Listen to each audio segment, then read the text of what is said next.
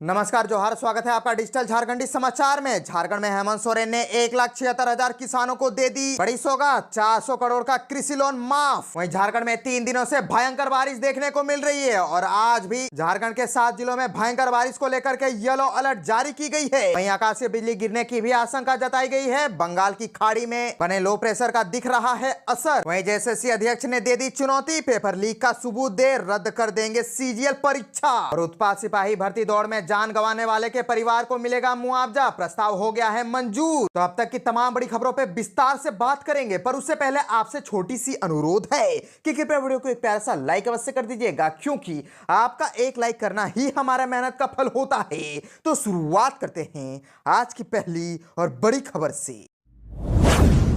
इस वक्त की बड़ी खबर झारखंड से आ रही है, जहां झारखंड में हेमंत सोरेन ने 1,76,000 गरीब किसानों को बड़ी सौगात दे दी है। 400 करोड़ का कृषि लोन माफ कर दिया गया। दरअसल झारखंड के मुख्यमंत्री हेमंत सोरेन राजधानी रांची के प्रभात तारा मैदान में आयोजित कार्यक्रम में उन्होंने डीबीटी के जरिए राशि का हस्तांतरण कर दिया। झारखंड के कृषि पशुपालन एवं सहकारिता विभाग की ओर से धुरुआ के प्रभात नगर मैदान में कृषि ऋण माफी योजना कार्यक्रम का आयोजन किया गया था। सीएम हेमंत सोरेन ने 400 करोड़ से अधिक की कृषि ऋण की राशि हस्तांतरित की। 1,76,977 किसानों को 400 करोड़ 66 लाख रुपए की ऋण अदायगी राशि को उन्होंने डीबीटी के जरिए हस्तांतरित कर दिया। और मुख्यमंत्री हेमंत सोरेन ने कहा कि रांची में आज ऋण माफी जुटान नहीं है, बल्कि किसानों के सम्मान का महाजुटान है। आज किसानों के ऋण माफी के लिए हम सब एकत्रित हुए हैं। हमारे राज्य में 80% लोग गाँव देहात में निवास करते हैं, जो खेती बाड़ी से जुड़े हैं। इसी पर इनका जीवन यापन होता है। किसानों के पास बोरा में भरकर पैसा नहीं है, बैंक बैलेंस नहीं है, कोई एटीएम कार्ड भी नहीं है। बड़ी मुश्किल से बैंक खाता खुलता है, तो उस खाते में पैसा मेहनत मजदूरी करके जमा करने का प्रयास किसानों का रहता है। हमारे किसानों का बैंक खाते खेत होता है और किसानों का एटीएम उनका खतियान होता है। हेमंत सोरेन ने कहा कि पूरे देश के किसान भारतीय जनता पार्टी की सरकार को 1 साल से अधिक समय तक दिल्ली में घेर कर बैठ गए थे। दिल्ली के किसान इस तरह घेर कर बैठे कि भारत सरकार उस चार दीवारी के बाहर नहीं निकल पा रही थी।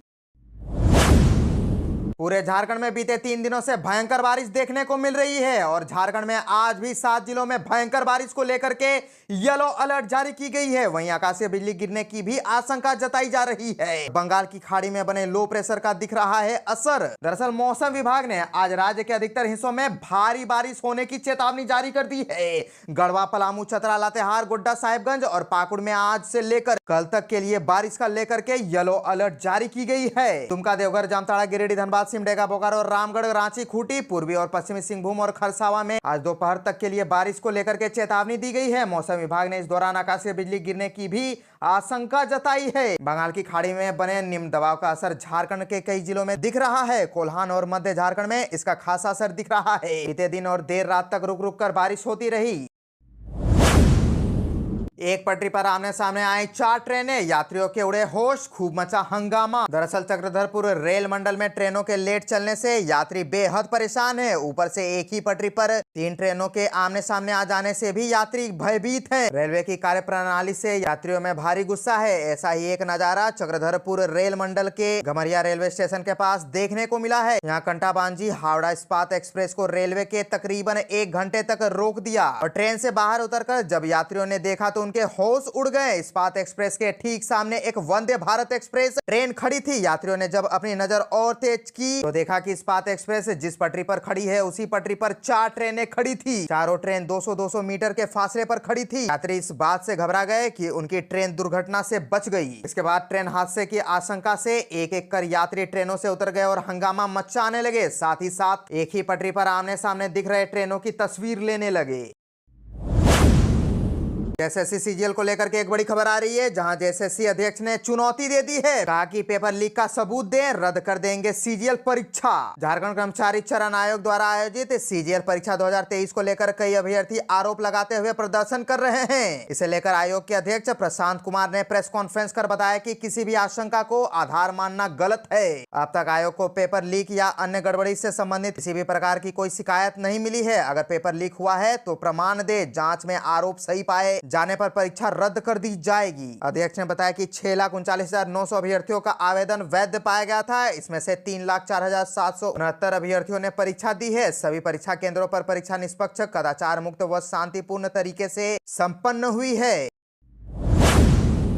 उत्पाद सिपाही भर्ती में जान गंवाने वालों के परिवार को मिलेगा मुआवजा, प्रस्ताव भी हो गया है मंजूर। उत्पाद सिपाही बहाली की शारीरिक परीक्षा के क्रम में तबीयत बिगड़ने के बाद जान गंवाने वाले अभ्यर्थियों के परिवार को 4-4 लाख रुपए मुआवजा दिया जाएगा। मुख्यमंत्री हेमंत सोरेन ने इस प्रस्ताव को स्वीकृति प्रदान की है। उन्होंने इस संबंध में पूर्व में ही घोषणा भी की थी। आपको बता दें कि अगस्त में शुरू हुई सिपाही बहाली दौड़ के दौरान राज्य में कुल 17 युवकों की अब तक मौत हो चुकी है, वहीं कई बीमार होकर इलाजरत है। अभ्यर्थियों की लगातार मौत की घटनाओं को देखते हुए मुख्यमंत्री ने संज्ञान लिया था और थोड़े समय के लिए शारीरिक दक्षता परीक्षा प्रक्रिया को स्थगित करने का निर्देश भी दिया था। बाद में निगरानी और सुविधाएं बढ़ाते हुए भर्ती प्रक्रिया शुरू की गई थी। उन्होंने भविष्य में होने वाली बहालियों के लिए नियम में बदलाव का भी निर्देश दिया था। गृह विभाग इसे भी अंतिम रूप देने में जुटा है।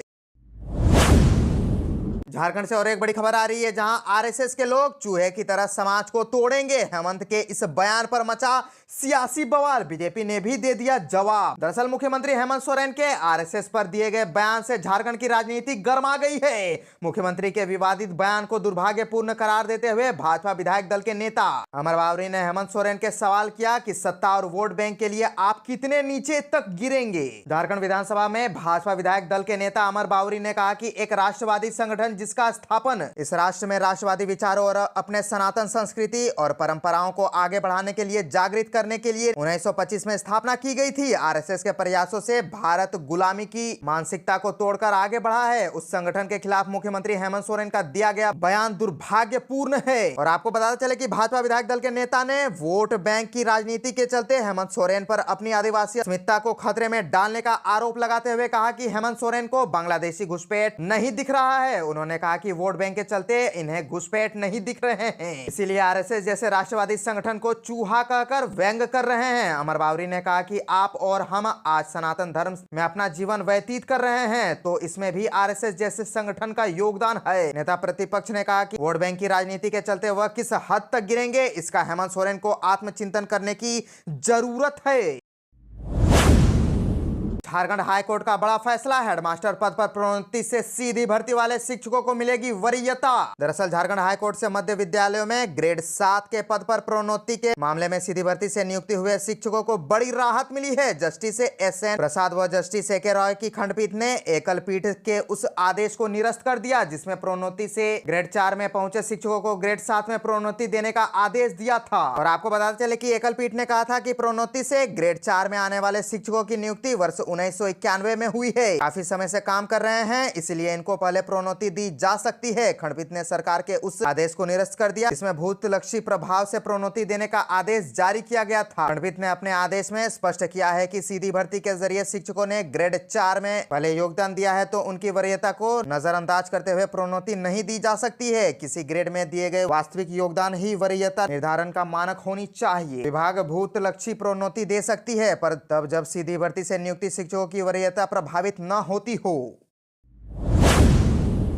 बाबूलाल के गृह प्रकरण में गरजे राजकुमार का फूल छाप वाले पैसे देकर वोट मांगने आए तो झाड़ू से मारे। धनबाद विधानसभा क्षेत्र के तीसरी में भाकपा माले ने आदिवासी अधिकार सम्मान सम्मेलन का आयोजन किया। तीसरी के गांधी मैदान में आयोजित सम्मेलन में पूर्व विधायक सह भाकपा माले नेता राजकुमार यादव ने कहा कि इस क्षेत्र के विधायक भाजपा के प्रदेश अध्यक्ष बाबूलाल मरांडी है। लगभग 5 साल इनकी विधायकी है, लेकिन यहाँ के लोगों की समस्या पर इनका किसी प्रकार का ध्यान नहीं है। आजकल यहाँ के विधायक ने स्थानीय समस्या यहाँ के लोगों के सवालों को उठाने का काम नहीं किया। उन्होंने कहा कि भाजपा के नेता वादा खिलाफी करते हैं। 2019 में अन्नपूर्णा देवी यहां से सांसद बनी, फिर मंत्री। उन्होंने कहा कि ढिबरा को शुरू किया जाएगा। फिर 2019 में बाबूलाल मरांडी विधायक बने, इन्होंने भी कहा कि ढिबरा चालू करेंगे। 2024 के लोकसभा चुनाव में अन्नपूर्णा देवी फिर से जीती, फिर कहा कि ढिबरा चालू होगा, लेकिन चालू नहीं हुआ। ये भाजपा के लोग सिर्फ वोट के समय मुद्दे की बात करते हैं, फिर भूल जाते हैं। इस बार के चुनाव के समय भाजपा वाले पैसा वोट खरीदने आए, जब भाजपा वाले वोट खरीदने आए तो उन्हें झाड़ू मारकर भगाए। राजकुमार यादव ने कहा कि भाजपा वाले यहाँ के लोगों के साथ कभी खड़ा नहीं हो सकता है। यहाँ का बेटा मारा जाता है तो विधायक बाबूलाल चुप रहते हैं, जनता के साथ कोई खड़ा रहता है तो वह भाकपा माले हैं। उन्होंने कहा कि 2 महीने में चुनाव होना है, इस बार भी हमें 2014 दोहराना है। जिस तरह 2014 में बाबूलाल को दिन में 3 तारा दिखाया गया था, वही कहानी दोहरानी है।